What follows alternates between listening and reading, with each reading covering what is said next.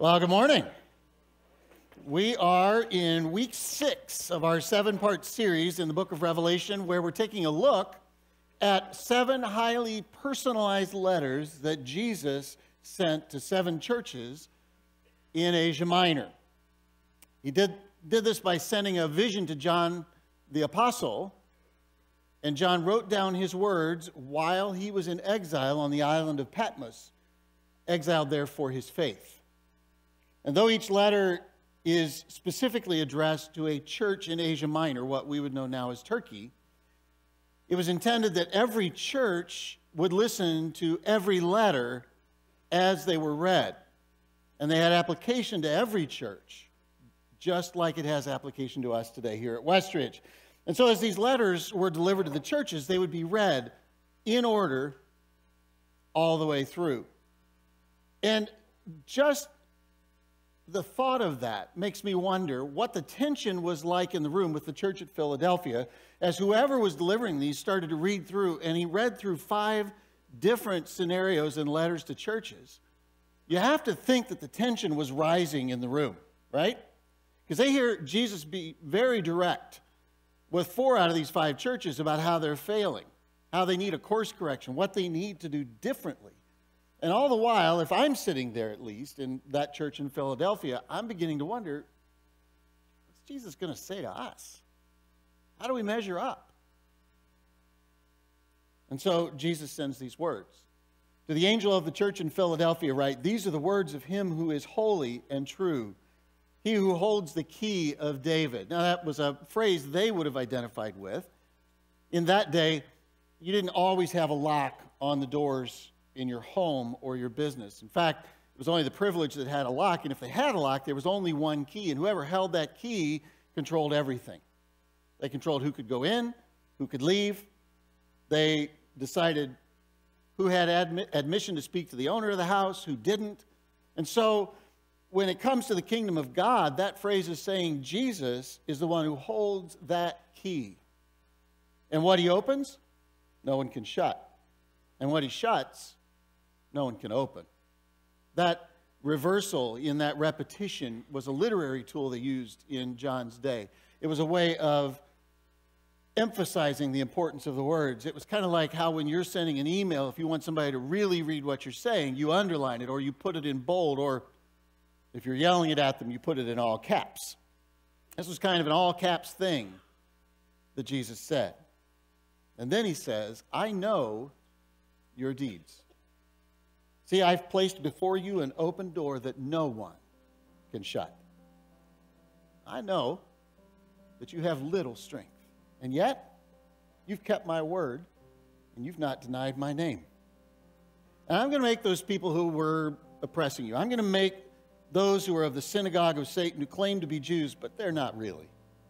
They're liars. I'm going to make them come and fall down at your feet and acknowledge that I've loved you.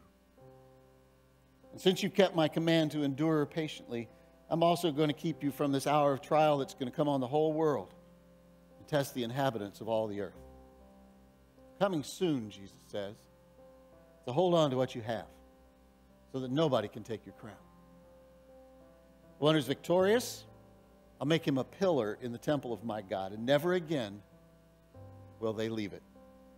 I'll write on them the name of my God and the name of the city of my God, the New Jerusalem, which is coming out of heaven from my God. And I will also write on them my new name. Whoever has ears, let them hear what the Spirit says to the churches."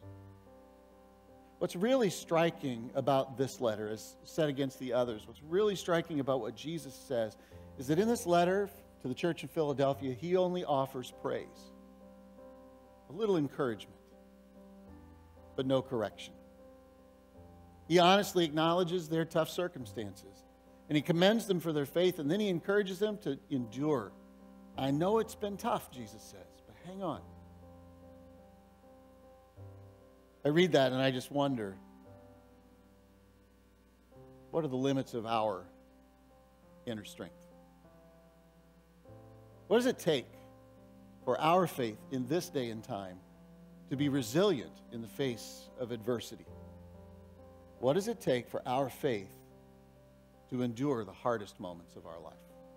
So Jesus sends this letter. They're waiting with bated breath for what he's going to tell them they need to do better or differently. And he offers no criticism of this church, no fault.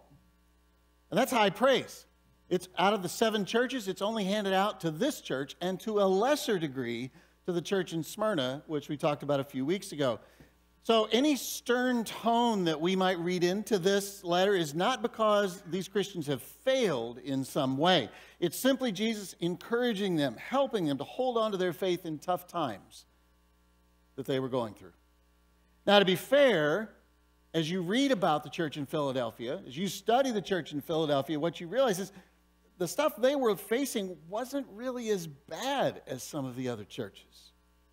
Christians were not being killed for their faith in Philadelphia yet. Maybe that's because the church was newer. Its influence wasn't as broad in the city. Maybe that's what Jesus meant when he said, "You have little strength." It could be, but I don't think so. I think Jesus was saying their faith was at risk because Christianity was so new to them, new to their city. So new that even normal, everyday struggles that people face caused them to question their faith. Like many early churches, the church in Philadelphia was largely comprised of former Jews who had converted from Judaism to Christianity. That conversion didn't sit well with the community. And when these Jews accepted Jesus, they were kicked out of the synagogue. They were kicked out of their local church. That's part of what Jesus meant when he referenced the open door that had been shut. Jewish leaders had literally locked the Christians out of their synagogue with the belief that when we lock you out of the synagogue, we are closing off you from your relationship with God. He doesn't love you anymore. In addition to the religious implication, the Jewish leaders could also cut these Christians out of the trade guilds that they ran in that city. It was common in every city in the region. Could cut them out of the trade guilds, make their contact list worthless, and jeopardize not just their business, but their livelihood with their family. So while the Jewish leaders didn't have the power to make the Christians go before a judge and be killed for their faith, they clearly could make life difficult and uncomfortable for these new believers. And then, when you read about the church, you realize some of the struggles they had in their life just came simply because of where they lived. Philadelphia was a city situated on a major fault line in the region, situated near active volcanoes. It's kind of what I think of when I think of living in Hawaii. It's a beautiful place, but there's a price to pay in some regions when you live there. Philadelphia was on this major fault line which made the entire region vulnerable to earthquakes even to this day. In fact, in January of this year, on the 25th of January, there was a massive earthquake in the region. 35 people were killed and 1,600 people were injured. It still goes on to this day. And unless you've been in an earthquake like that, you don't know the fear that can engender. Anybody ever been in a big earthquake? I'm not talking about the ones we get here that make the news that are like, you know, they shook a glass of water on your table. You been in a big one? In June of 1992, I was on a business trip to Los Angeles. And when we landed, I looked at the guy next to me in the plane I was traveling with, and I said, you know what? I've kind of been hoping that I'd at least feel an earthquake while I'm here. He had the same reaction you just had. He looked at me like I'm crazy. Maybe I was. But I went through the week hoping and wishing, and not something major, but just enough to know that left coast is unstable, right? So everything went fine for the week until the last morning that I was there, and I got my wish. At 5 a.m., I was awakened by this strange rumbling sound. It was the very first thing that I felt or heard or saw. And immediately, in my instantly alert brain, I started thinking, well, I didn't know there was a train that close. And then I went, well, there's no trains. I haven't heard a train all week. And This whole process took like 2 seconds, but it seemed like it was 20 minutes. I was trying to figure out what the noise was. And then all of a sudden, the building started to rock and roll. I mean, seriously, rock and roll. Like, I'm on the 10th story of this hotel, and it's moving 3 feet left and 3 feet right of center. So I did what any sane person would do. I went to the window to look out. Rookie move. And I noticed that there were 3-foot-high waves in the hotel's pool splashing out on the outside. And then it hit me, I'm probably not safe here, right? So I get downstairs and I make it out. It all goes away. They check the hotel. We go back in 3 hours later. Now that one, by the way, was a 7.3 magnitude earthquake. And just to set context for you, that was the June after the World Series was closed down in San Francisco because of a major earthquake. So 7.3, we go in, we have breakfast, we're sitting there talking, and later we'd find out this was not an aftershock, this was a separate earthquake that happened that was actually closer to where we were than the first one, and it was a 6.5 magnitude. And if you remember, this was the Big Bear Lake earthquake that hit LA that June. Turns out, being in an earthquake is not the cool experience I thought it might be. And that was a day that I checked off my bucket list. I want to be in an earthquake. I also, coincidentally, checked off wanting to live in Los Angeles. That's just not something I would ever do. I wanted to get out of there as fast as I could. So this was life every day for people in Philadelphia. In fact, in AD 17, Jesus was just a teenager. A major earthquake hit that region and leveled 12 cities in one night. And Philadelphia was one of them. Major aftershocks rocked the region for months. And the damage was so bad that the Emperor Tiberius gave the city of Philadelphia a tax relief. No taxes paid to Rome for 5 years so they could rebuild. History tells us that after those earthquakes, not many of the people who lived in Philadelphia wanted to live within the city walls. There was this very real fear that an earthquake would strike and a building would fall and take your life or kill your family or your friends. And so most people lived in this culture where it was not common, lived outside the city walls. Most of the people lived in poverty and in fear. Now, the more I read about this church, the more I read about these Christians, what I begin to realize is Jesus wasn't commending them for exemplary faith in extraordinary circumstances. Jesus said, you're not simply being attacked because of your faith. That's not what this is about. They were dealing with normal, everyday challenges that everyone in their region faced, but that caused them to call into question their faith in God. And Jesus commended them for not abandoning their faith simply because life wasn't working out the way they thought it should. In fact, that's a common theme in the Bible. It's a great lesson for us to remember when we're faced with tough circumstances. Peter writes it this way. He says, friends, when life gets really difficult, don't jump to the conclusion that God isn't on the job. Instead, be glad that you are in the very thick of what Christ experienced. This is a spiritual refining process with glory just around the corner. It's a great perspective on tough times in our life to look at them as a spiritual refining process. Don't be surprised.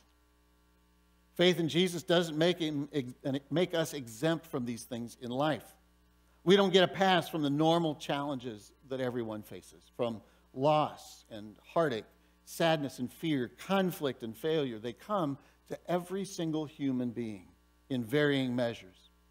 So the question is not, will we, but how will we face tough stuff in life? How will our faith impact the way we endure challenges? Listen again to what Jesus said to these believers. He said, I know your deeds, and I know you have little strength. I know your faith is new, yet you have kept my word, and you've not denied me. Those two statements in the middle of this letter tell us why they endured, and also gives us some insights on how we can endure the stuff of life. The first thing Jesus said is, They kept his word. Literally, they obeyed him. They did what he taught. They looked to his words for strength, for hope, for direction in life. They lived by what Jesus taught. That sounds like such a simple thing to do, right? When we just say it, yeah, we're Christians. We try to live by what Jesus taught. And our language betrays us because I'll like throw in that try just because I know I'm not going to do it all. When we accept Jesus, I am confident, every single person I've worked with, I'm confident that they and I alike wanted to accept the grace of Jesus. They wanted the forgiveness that Jesus brings. But I'm not sure when we make that commitment to follow Jesus that we fully understand what it means to obey what he teaches in every aspect of our life. Following Jesus means we follow Jesus. It's not really complicated. We let his truth, we let the words of the Bible guide everything that we do, everything that we say. We let the Bible guide how we treat our family, how we treat our coworkers, how we treat our neighbors.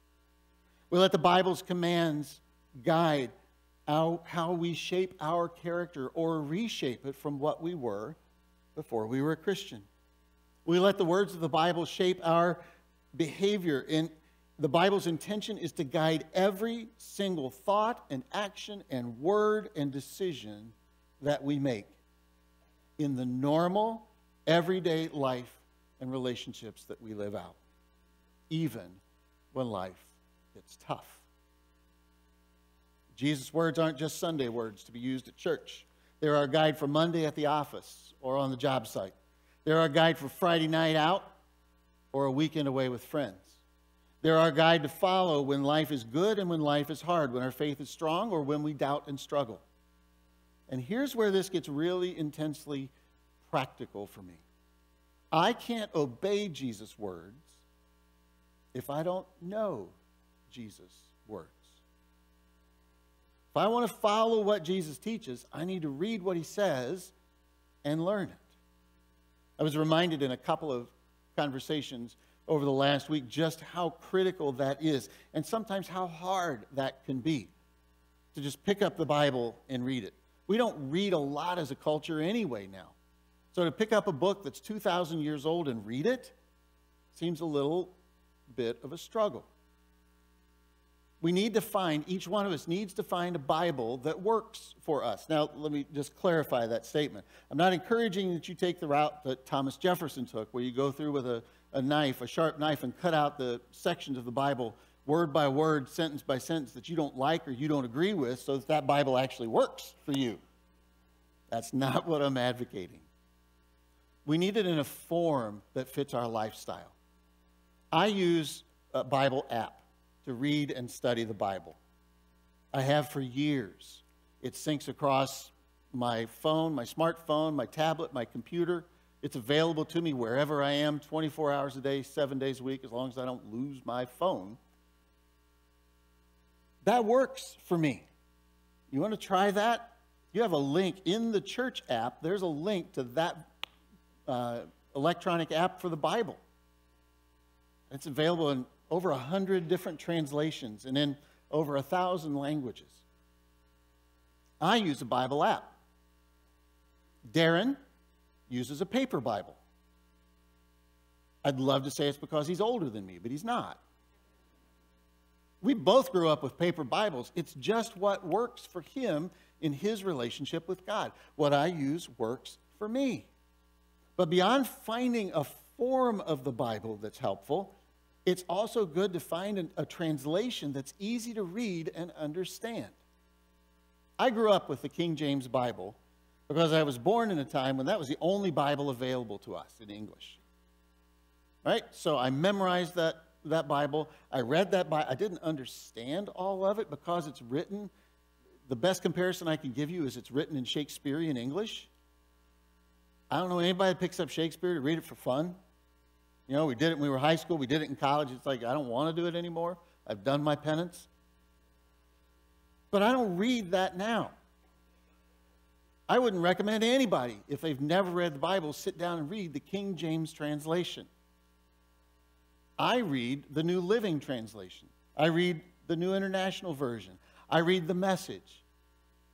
When I'm teaching and I quote Scripture, you'll see up there which translation of the Bible I've taken the passage from, and each one gives it a different nuance or a feeling. Some of them just hit me harder than others, and those are the ones I use. So you'll see that with those letters, NLT, NIV, MSG. I'm not referencing that I read that verse in a Chinese restaurant. That's not what the MSG means. Find one that works for you. I can't stress how important this simple step is. Begin to read the Bible. David said the impact of doing that on his life was this. How can a young person stay on the path of purity? By living according to your word.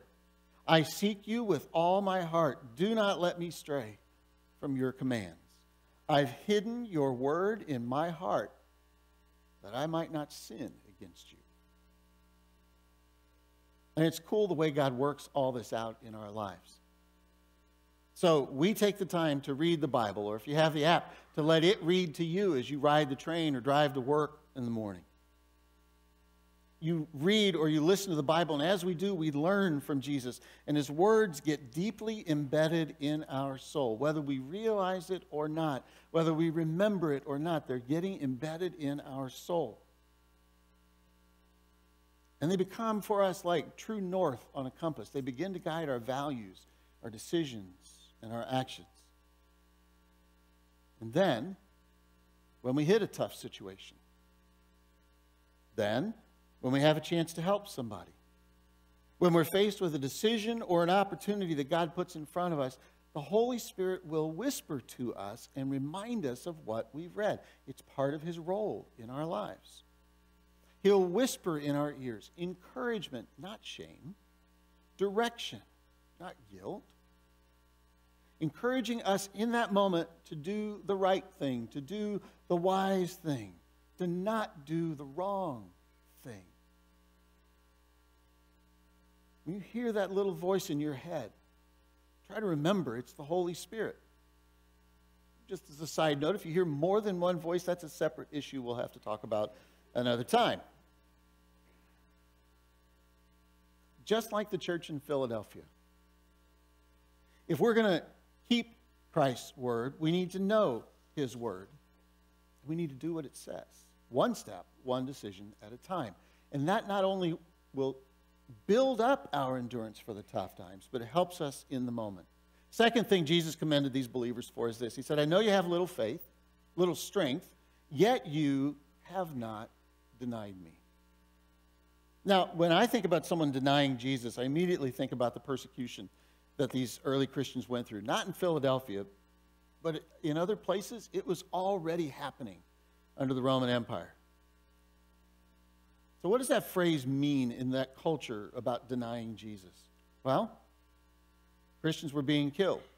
In this same section of Revelation, in the letter that went to the church at Pergamum, I talked about this a few weeks ago, we had the person Antipas, who was one of the leaders of the church, who was arrested, convicted, sentenced to die a cruel death. But before he was to die, they gave him an opportunity to deny Jesus, to reject his faith in Jesus, to admit that everything he had talked about, everything he had been living was a lie, was a hoax, to turn his back on the faith he had professed.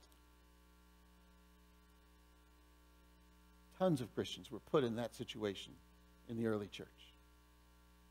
That's what I normally think of when I think of someone denying Jesus. But the reality for us, which is a privilege of where we live, it's very unlikely that we'll ever be put in that situation where we'll be forced to deny our faith publicly to save our lives.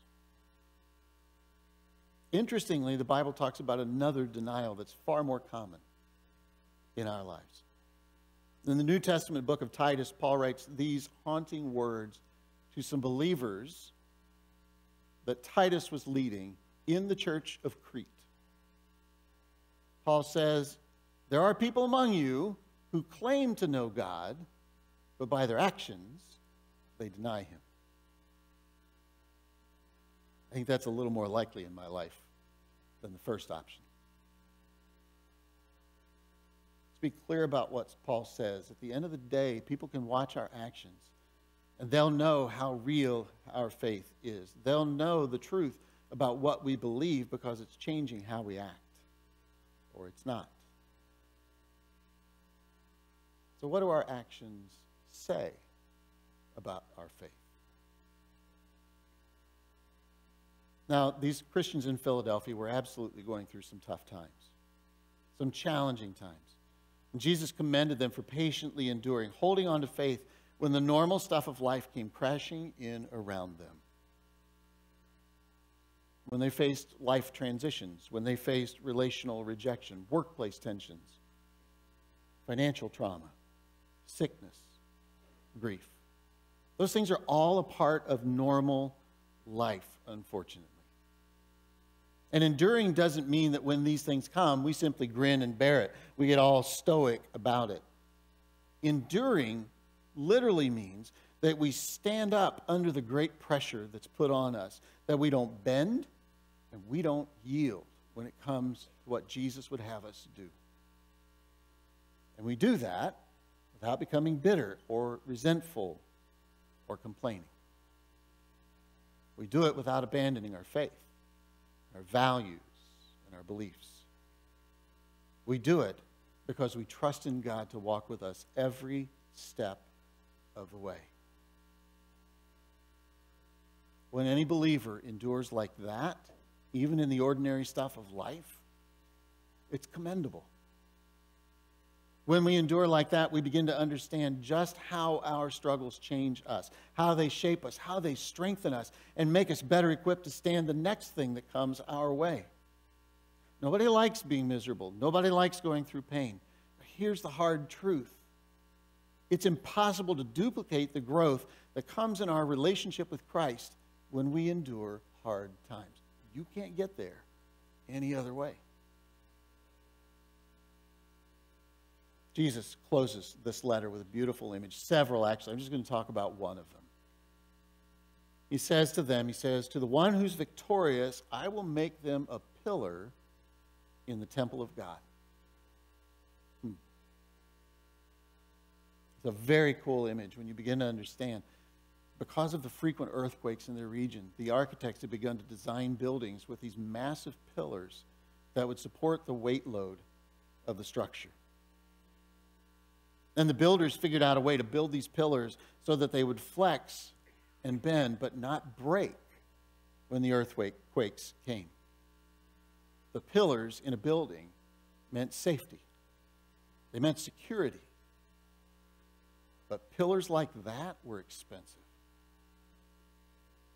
And so when somebody donated the money to cover the added cost of construction to put in these pillars, often they would inscribe some words on that pillar that would remind people that somebody paid the price for their security. To the city in Philadelphia, God says this: because you hung in there when life got tough, because you did your best to follow Jesus, you, ordinary little you, with the faith that you have, you yourself are going to become a pillar in God's temple. Your strength is going to serve to protect and help others who follow after you. And your place in that temple is permanent. It's secure. You will never be locked out. You're always welcome there. God says, in addition to that, I don't want there to be any doubt or any confusion about who you are or whose you are. No doubt that I was with you every step of the journey, and I want everyone to know how much I've loved you every step of your journey, and how I paid the price for your security. So I'm going to write 3 things on you, 3 inscriptions on you as a pillar. I'm going to write the name of God. I'm going to write the name of the new city of God, the New Jerusalem. and then I'm going to write the name of my son. So that you have not just one piece of identity. You've got three indisputable evidences that you are a child of the King. God says, you are my son. You are my daughter. You belong to me, and no one can change that. It's a beautiful image. Whatever you're facing this morning, whatever challenge is ahead of you today, this week, this year, know this. In God's eyes, you've already beaten this. You've bent, but you didn't break. Your salvation's secure, and the victory is yours. So whether your faith is large or small, old or new, live in that confidence. The confidence that you can endure patiently. As long as you grab onto that hope that's set in front of us, grab onto it with both hands and never let go.